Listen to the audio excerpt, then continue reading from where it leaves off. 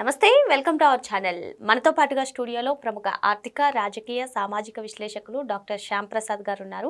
వారిని అడిగి కొన్ని వివరాలు తెలుసుకుందాం. నమస్తే సార్. నమస్తే అమ్మ. సార్, ఈరోజు అసెంబ్లీలో తిరుమల కల్తీ నెయ్యి కేసు గురించి మాట్లాడారు. అటు పవన్ కళ్యాణ్ గారు, ఇటు చంద్రబాబు నాయుడు గారు అందరూ మాట్లాడారు. మరి పవన్ కళ్యాణ్ గారు జగన్మోహన్ రెడ్డి గారిని ఉద్దేశించి ఒక సూటి ప్రశ్న కూడా వేశారు.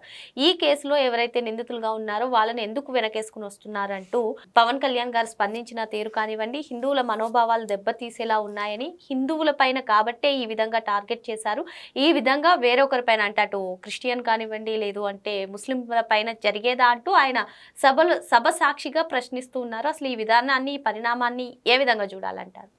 అసలు కల్తీ నెయ్యి ఎక్కడుందమ్మా? నువ్వు కల్తీ నెయ్యి అని అడుగుతావేంటి? 2019-24 మధ్య మన తిరుపతి మహాప్రసాదం లడ్డును తయారు చేసింది నెయ్యితో కాదమ్మా, అది ఆవు నెయ్యితో తయారు చేయాల్సింది. సిట్ రిపోర్ట్ ప్రకారం కెమికల్స్తో కలిపిన పదార్థంతో తయారు చేశారని వచ్చింది. ఇప్పుడు నువ్వు నన్ను ఏమో అడిగా, కల్తీ నెయ్యి విషయం అసెంబ్లీలో పవన్ కళ్యాణ్ గారు, చంద్రబాబు నాయుడు గారు మాట్లాడారన్నారు. వాళ్ళు కల్తీ నెయ్యి గురించి మాట్లాడరు. నెయ్యి కల్తీ అయితే కల్తీ నెయ్యి గురించి మాట్లాడచ్చు. ఇక్కడ నెయ్యి లేనప్పుడు కల్తీ ఎక్కడ జరుగుద్దమ్మా? అది వేరే పదార్థం కొత్తగా సృష్టించారు.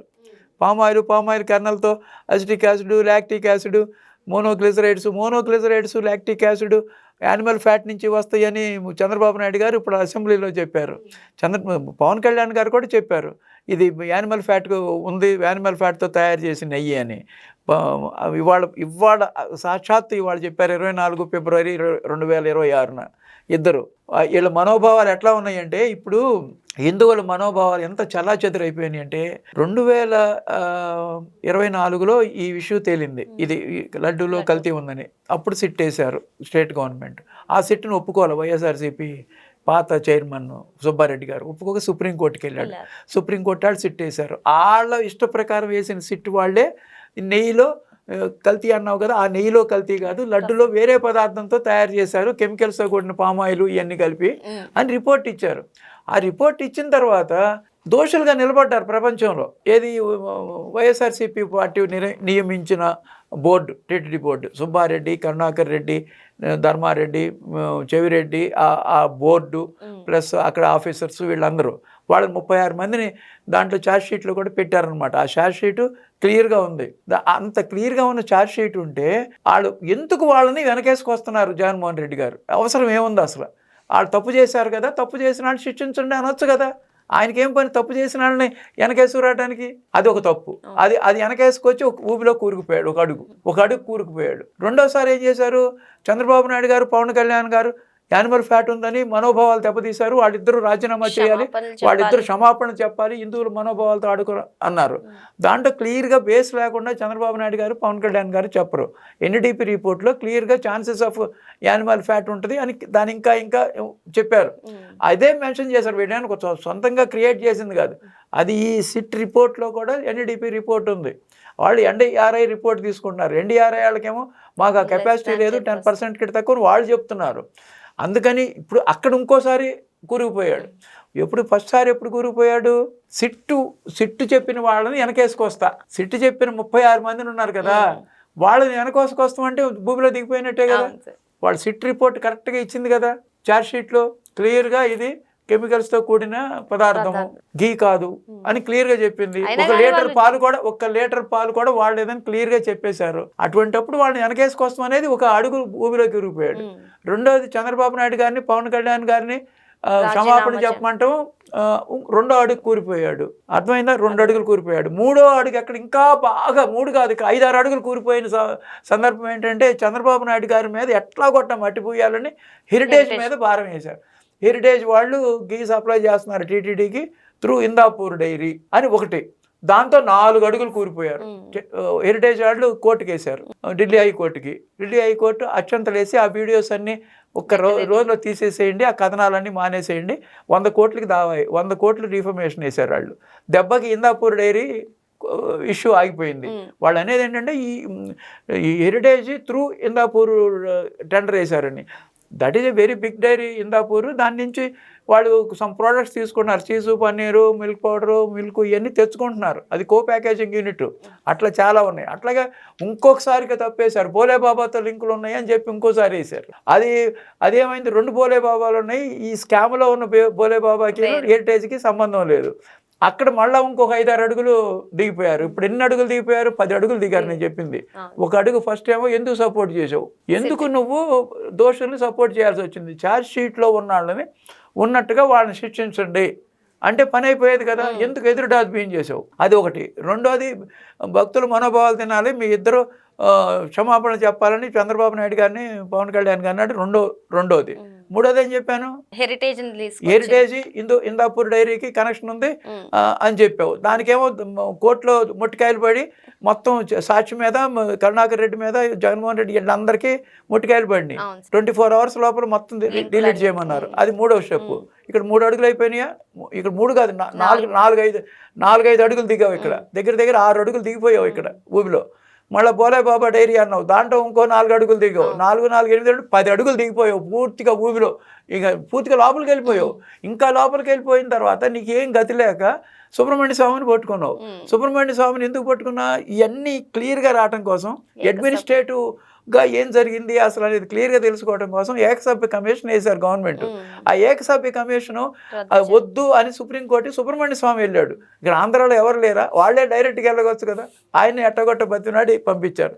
సుప్రీంకోర్టు మొట్టికాయలు వేసి తిరస్కరించింది. ఏకసభ్య కమిషన్ సబబే గవర్నమెంట్ చేసిన పని మంచిదే అంది. ఇన్ని రకాలుగా ఊబిలో దిగిపోయారు. ఊబిలో పూర్తిగా కూరుకుపోయారు. వాళ్ళని ఎవ్వరూ ఏం చేయలేరు, పూర్తిగా నాశనం అయిపోయారు. ఇంకా నీకు ఈ మతాల గురించి చెప్పమంటే చెప్తా. సార్, పవన్ కళ్యాణ్ గారు అసెంబ్లీలో మాట్లాడుతూ కొన్ని కీలక కామెంట్స్ చేశారు. ఏంటంటే, ఇదే వేరే ఇస్లాంకి జరిగిన, క్రిస్టియానిటీకి జరిగిన, జీసస్ క్రైస్ట్కి జరిగిన, మహమ్మద్ ప్రవక్తకి జరిగిన, అల్లాకి జరిగిన ఇలా ఉండేది కదా. వాళ్ళు ఆ రోజు మన కౌన్సిల్లో కూడా అలా పటాలు తీసుకొచ్చేవాళ్ళు, వేరే ఏ దేవత.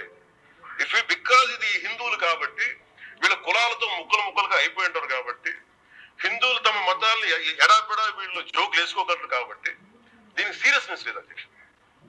Before blaming anybody else, every Hindu has to take a responsibility for this. ఏంటంటే ఇప్పుడు రాజకీయము భారతదేశంలో మతాల ఓట్లు తెచ్చుకుని సర్వే అయ్యారు. ముస్లిమ్స్ ఓట్స్ తెచ్చుకుని కాంగ్రెస్ పార్టీ సర్వే అయ్యింది. అక్కడ మన ఆంధ్రప్రదేశ్లో ఏంటంటే కులాల వారీగా రోతగా చచ్చిపోయింది అనమాట. ఇప్పుడు గత 20 సంవత్సరాల నుంచి ఈ కులం వాళ్ళు ఈ పార్టీ, ఈ కులం వాళ్ళు ఈ పార్టీ. 2004 నుంచి బిగిన్ అయింది ఇది. ఈ కులాల వైజ్గా స్ప్లిట్ చేసేసారు రాజశేఖర రెడ్డి ఆంధ్రప్రదేశ్ని. అట్లా ఏమైందంటే హిందూ మతం వీక్ అయిపోయింది. అన్ని కులాలు అందరూ కలిసి యునైటెడ్గా ఒకే కులంగా ఉండాలి మతం అంటే. ఇప్పుడు క్రిస్టియానిటీ కానీ ముస్లిమ్స్ కానీ ఒకే యూనిటీగా ఉంటారు. వాళ్ళ మీద ఏదైనా దాడి జరిగితే ఇమీడియట్గా స్పందిస్తారనమాట. ఇప్పుడు అదే నీకు సిట్ కరెక్ట్గా క్లియర్గా ఛార్జ్ షీట్ వేసింది. వాళ్ళు తప్పు చేశారని తేల్చింది. నువ్వెందుకు వెనకేసుకొస్తున్నా? వీళ్ళు హిందువులైనా, హిందువులకు బలం లేదన్నా, వీళ్ళు కొట్టుకు చేస్తున్నారు, వీళ్ళని ఏమన్నా సరే ఏమైనా చేయొచ్చనా? నువ్వు ఊబిలోకి దిగిపోయావు అట్లా చేసి. నువ్వు వాళ్ళు తప్పు చేసిన వాళ్ళు శిక్షించండి అంటే సరిపోయేది, పవన్ కళ్యాణ్ గారు చెప్పినట్టు. ఇప్పుడు నువ్వేంటి పూర్తిగా ఊబిలో దిగిపోయావు. ఎన్ని రకాల స్టెప్పులు చెప్పుకున్నాం కదా ఇంతగా. నువ్వు ఊబిలో ఉన్నాడు, ఇప్పుడు నిన్ను ఎవరు లాగలేరు. అదే చేస్తుంటే సరిపోయేదని. అదే ఇప్పుడు హిందూ మతం అంటే నీకు అంత తేలిక. నువ్వు హిందూ మతం గురించి నువ్వు మాట్లాడుతున్నావు. ఎట్లా మాట్లాడుతున్నారు? 2005లో మీ నాన్న తిరుపతి 2 కొండలేనని జీవో ఇచ్చాడు, 338 అని. హిందువుల మీద దాడి చేశారు. హిందువుల కన్వర్షన్ ప్రోత్సహించాడు మీ నాన్నగారు. నువ్వు మా నాన్నగారే 7 కొండలు నిలబెట్టింది 746, 747 జీవో ఇచ్చి అని చెప్పావు. 746, 747 ఎందుకు ఇవ్వాల్సి వచ్చింది? తిరుగుబాటు. ఇప్పుడు పవన్ కళ్యాణ్ గారు అన్నదానికి నేను చెప్పబోతుంది ఏంటంటే, పవన్ కళ్యాణ్ గారు హిందువులు కాబట్టి అంత కులాల వారీగా కొట్టుకుంటున్నారు కాబట్టి తిరుగుబాటు లేదన్నారు. కానీ 2005లో హిందూ మతం అంతా సంఘటితమైంది. భారీ ఎత్తున ఎదురు తిరిగారు. భారతదేశం అంతా హిందువులు ఆందోళన చేశారు. ఈ తిరుపతి దేవస్థానం 25 కిలోమీటర్లు, 25 చదరపు కిలోమీటర్లు ఏంటి, 7 కొండలు ఉండాలి మాది, ఎందుకు ఇలా చేస్తున్నారని తెలుగుదేశం పార్టీ కూడా పోరాడింది, ఆందోళన చేశారు. మఠాధిపతులు, పీఠాధిపతులు, స్వామీజీలు, హిందూ మత భక్తులు బాగా 2 సంవత్సరాల పాటు ఆందోళన చేస్తే అప్పుడు 746 747 ఇవ్వాల్సి వచ్చింది వీళ్ళు. Okay sir. అది సంగతి. మా నాన్నగారే 746 ఎందుకు ఇచ్చావు నువ్వు తప్పు చేసావు. 338 తర్వాత హిందువులు పోట్లు పోతాయేమో 2009లో అని ఇచ్చావు అనమాట నువ్వు. అంతేగాని చంద్రబాబు నాయుడు గారే దీన్ని రద్దు చేస్తానన్నాడు అని వీడియోస్ పెట్టి నువ్వు చూపిస్తున్నంత మాత్రాన కాదు. చంద్రబాబు నాయుడు గారు ఎప్పుడు ఆయన ఏంటంటే ఆయన వెంకటేశ్వర స్వామి అంటే ఆయనకి చాలా గౌరవం, భక్తి, ఆయన కులదైవం. అటువంటి వాటికి చేయరు. ఆయన అనేది ఏంటంటే మనమెవరు దీవోలిస్తానికి 7 కొండలు పురాతన కాలం నుంచి ఉన్నాయి.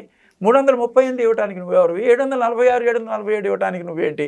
కన్వర్షన్స్ అన్నీ అప్పుడు దేవస్థానానికి చైర్మన్స్ని క్రిస్టియన్స్ని వేశారు, దేవస్థానంలో ఎంప్లాయీస్కి క్రిస్టియన్స్ని వేశారు, రకరకాల మతాలను వేసి హిందూ మతం మీద దాడి జరిగింది. ఇప్పుడు ఇంత జరిగితే, ఇంత మహాపాపం జరిగితే లడ్డు తిరుగుబాటు జరగట్ల ప్రజల్లో, హిందువుల్లో రాజకీయంగా పూర్తిగా ఒకరికొకళ్ళు కొట్టుకు చచ్చిపోతున్నారు.